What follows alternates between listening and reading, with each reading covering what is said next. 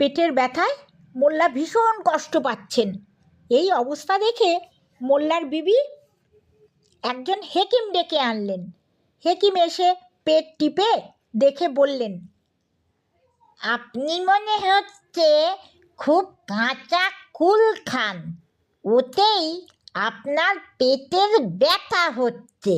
ওই লোভ আপনাকে ছাড়তেই হবে। হেকিম পেট টিপেই কারণ বলে দেওয়াতে মোল্লা খুব অবাক হলেন।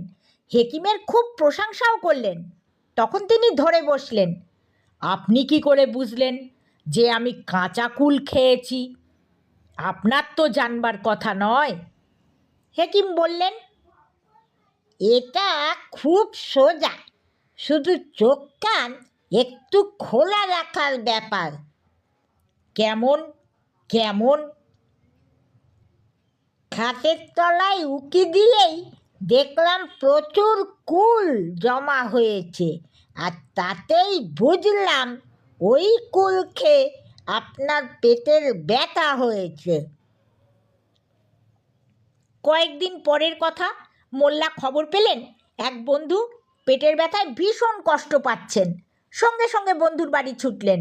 বাড়ির লোকদের বললেন, কোনো চিন্তা নেই, আমি এসে পড়েছি, বন্ধুর পেটের ব্যথা এখনই সারিয়ে দিচ্ছি।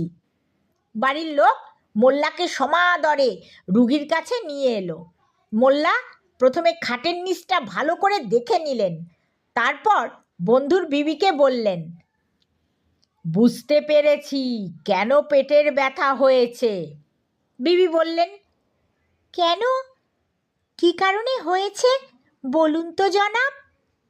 আপনার স্বামীকে জুতো খাওয়ার অভ্যাস ত্যাগ করতে হবে, তাহলেই দেখবেন পেটের ব্যথা সব সেরে যাবে।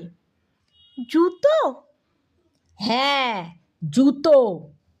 সেই বন্ধুর বিবি মোল্লার কথা শুনে হাসবেন না কাঁদবেন বুঝতে না পেরে সেখান থেকে পালিয়ে গেলেন।